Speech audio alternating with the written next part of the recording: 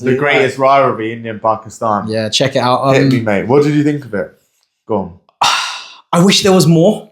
I do wish there was more, but from what they showed, I think it did a decent job of encapsulating how tense it is. Yeah, going back to your question, do you think it did show that is the biggest rivalry? Yeah, I think so. Because even that snippet, so in the documentary, right, they really just looked at a couple of major points in history, right? Yeah. So there was a 2004 series and what happened there.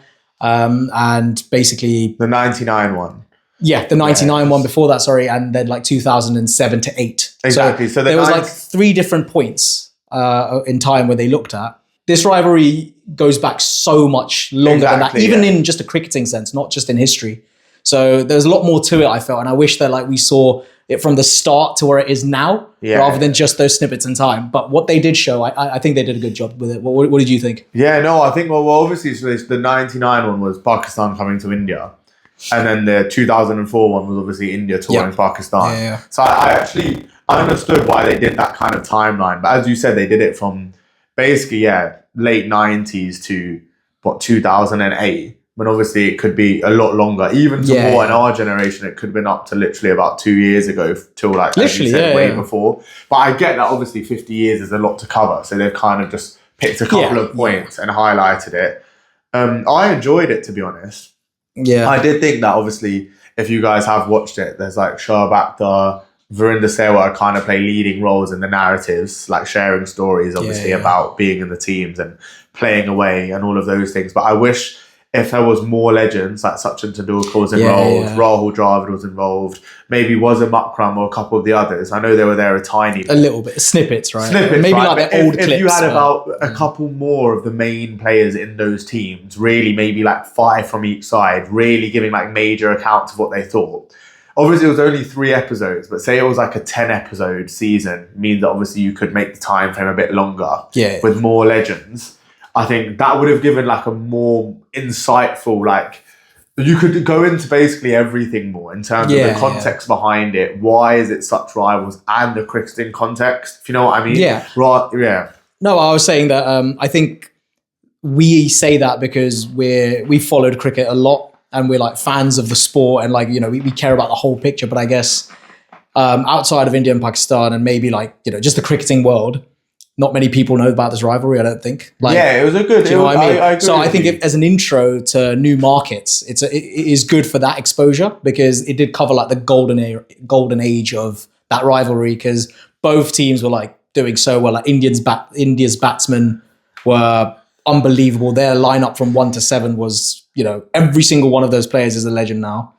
And the Pakistani bowling lineup was, you know, highlighted. They were really good. So I understand why that is like, you know, if you're going to pick a snippet of their whole history, the ones they picked would be the ones. And I guess that's probably what it was intended to do. Right. No, I agree with you. To be fair, it does make a lot of sense, especially if you're like trying to expand into new markets or, for example, you follow cricket, but maybe you're not such an invested fan. And I do think it's the more storytelling aspect rather than just like stats and wickets and runs helps because obviously you get someone invested into the rivalry by the stories. Yeah. So I agree with you. But then also I think what was key was, I think that the Pakistani bowlers with the Indian batters is always going to be a feature.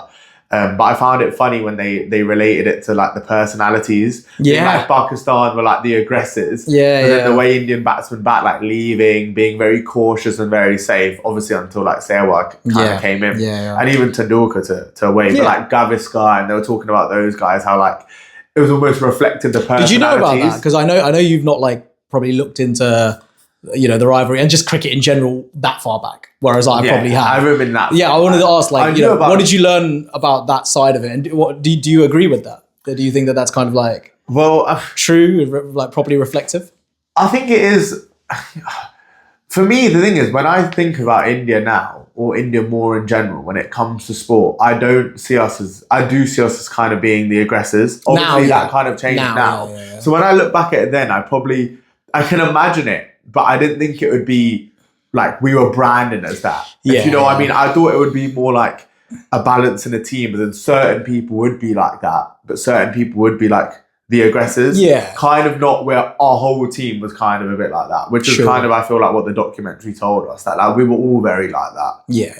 No, I hear that. What really kind of like surprised me is because I knew all of these series and like the context of them in the wider story of India and Pakistan, but I didn't know some specifics. Yeah. So when they broke down the lineup from 1 to 7 for India, it was who? Sehwag and Ganguly opening.